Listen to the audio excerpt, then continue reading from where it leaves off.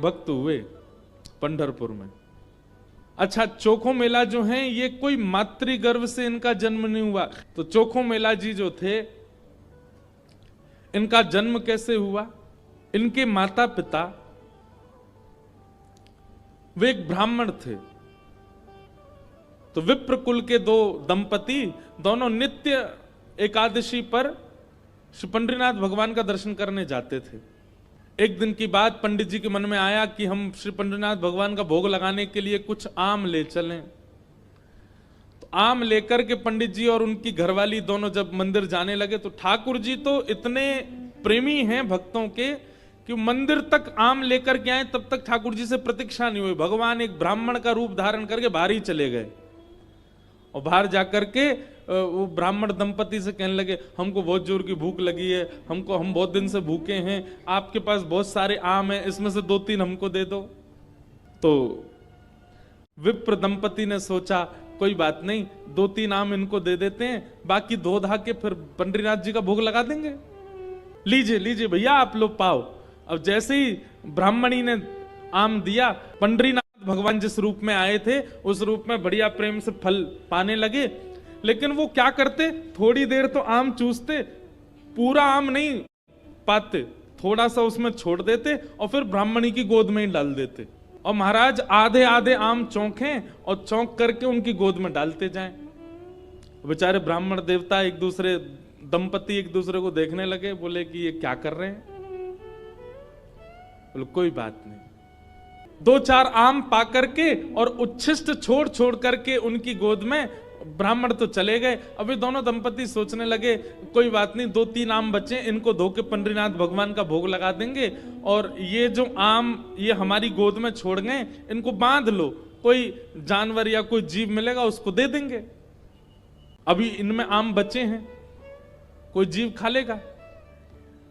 जैसे ही दोनों आगे बढ़े तो ब्राह्मण तो थोड़े आगे चले गए, पत्नी धीरे धीरे पीछे आ रही थी। तभी उसको अचानक इतना भार लगने लगा, वो जो उसने झोली सी बनाई थी, जैसे उसने देखा बोले झोली इतनी भारी हो गई, खोल करके देखा तो वहीं एक नन्हा सा बालक था। उसी का नाम पड़ा चोखो मेला। उनका नाम चोखो मेला इसलिए पड़ा क्योंकि भगवान ने आम चौंक करके और गोद में मेल दिया, इसीलिए नाम उनका चोखो मेला। अब इनके कोई माता पिता नहीं है, ये ठाकुर जी ने इनको भेजा है। अब चोखो मेला को देख करके, उस बालक को देख करके ब्राह्मणी ने मन में विचार किया, अगर मैं इस बालक को लेकर के गई तो सब लोग पूछेंगे ये कैसे जन्मा, मैं सबको क्या उत्तर दूंगी? मेरी बात कोई नहीं मानेगा कि झोली में अपने आप आ गया। और इस भय से कि संसार के लोग क्या कहेंगे, उन्होंने उस बालक को एक सुरक्षित सा वृक्ष था उसके नीचे छोड़ दिया, उसको स्वीकार नहीं किया। तभी कुछ चर्मकार वहां से निकल रहे थे, उनमें से एक की दृष्टि पड़ी और उस रोते हुए बालक को देख करके उन्होंने उसको स्वीकार किया और भगवत प्रसाद मान करके एक चर्मकार परिवार ने चोखो मेला जी का पालन पोषण किया। धीरे धीरे वो बड़े हुए। अब क्योंकि उनके माता पिता चर्मकार परिवार के हैं, इसलिए कई जगह उनको मंदिर में जाने से रोक दिया जाता। पर ठाकुर जी तो किसी की जात पात नहीं देखते ना, ठाकुर जी तो सबसे प्रेम करते हैं। चोखो मेला जी अपने पिता के साथ में खेती बाड़ी करते थे।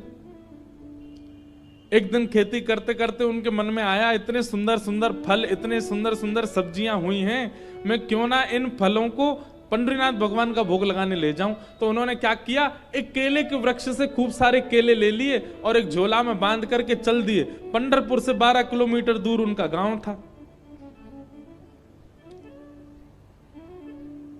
जैसे ही पहुंचे पंढरपुर, इतने आनंद में भर गए कि उन्होंने विचार ही नहीं किया। बहुत लोगों ने रोकने का प्रयास किया कि इनको मंदिर में ना घुसने दिया जाए, ये अधिकारी नहीं है, लेकिन वो तो इतने भाव में आ गए कि वो घुसते ही चले गए।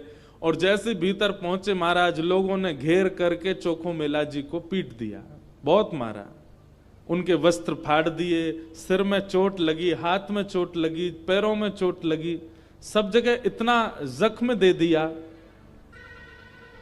चोखो मेला जी रोते रोते वापस आ गए। पंडरीनाथ भगवान को भोग नहीं लगा पाए।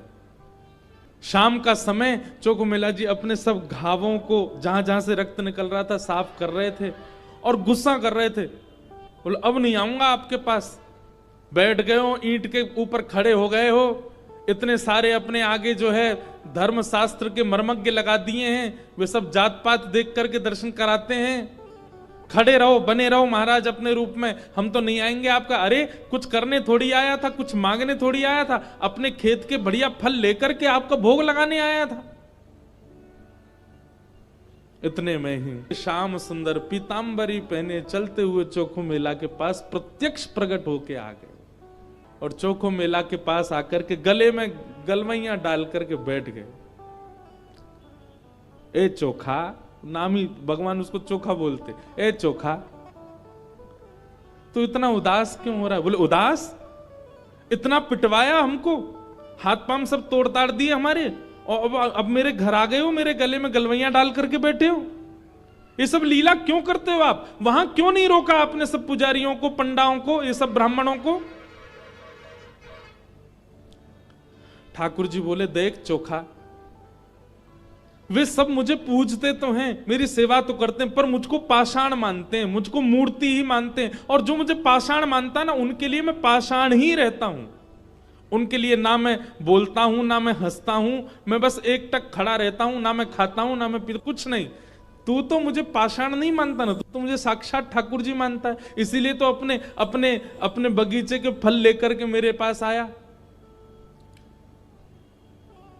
वहां बहुसंख्यक पाषाण मानने वाले लोग हैं, इसलिए मैं उनके सामने बोला नहीं। एकांत में जब तू आ गया तो मैं तेरे पास आ गया।